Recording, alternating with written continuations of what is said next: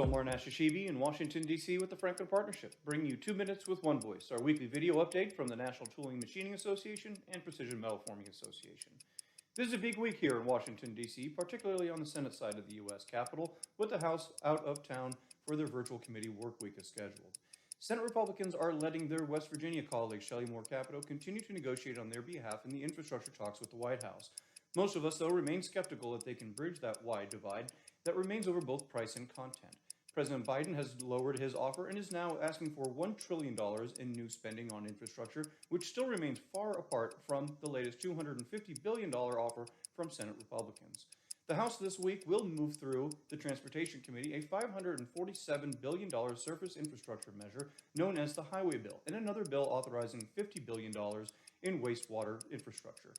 Ultimately, though, Democrats will include these as the foundation of their infrastructure bill, and they likely will not move on their own through both chambers when they do get around moving the much broader bill.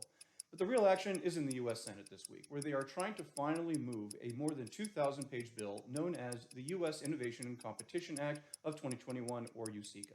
What started out as a 160-page measure focused on countering China's manufacturing sector and improving U.S. innovation ballooned once it hit the Senate floor, and they added another 21 bills. The NTMA and PMA support much of what bipartisan lawmakers included in the legislation, and to strengthen innovation in the U.S. and to create manufacturing hubs around the country. One of the more contentious amendments to the bill is called the Crapo Amendment, which directs the USTR to restart the closed exclusion request portal and create greater congressional oversight of the China tariff process.